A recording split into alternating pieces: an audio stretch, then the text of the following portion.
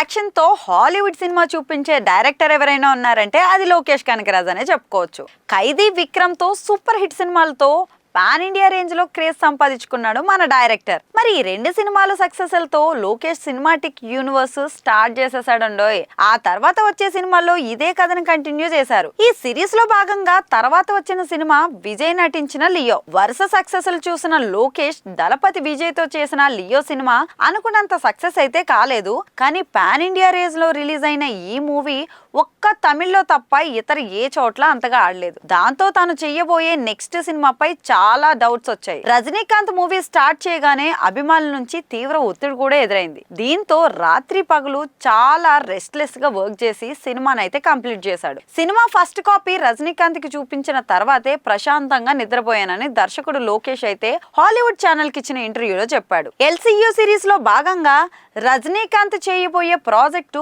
ఒక అద్భుతమైన సినిమాగా నిలిచిపోవాలని లోకేష్ అనుకుని సినిమా కాస్టింగ్ విషయంలో కూడా చాలా కేర్ తీసుకున్నాడట. ఎంతో ప్రెస్టీజియస్ గా చేస్తున్న ఈ మూవీలో కన్నడ నుంచి ఉపేంద్ర, మలయాళం నుంచి సాబిన్ షౌహీర్, బాలీవుడ్ నుంచి అమీర్ ఖాన్, తెలుగు నుంచి నాగార్జున లాంటి నటులను రంగంలోకి కూడా దింపాడు. అయితే మిగతా వాళ్ళను సినిమాకు ఒప్పించడం ఒక ఎత్తు అయితే నాగార్జున ఒప్పించడం మరో ఎత్తు అయిందని కూడా 4-5 నెలల టైం పట్టిందని డైరెక్టర్ లోకేషే స్వయంగా చెప్పాడు.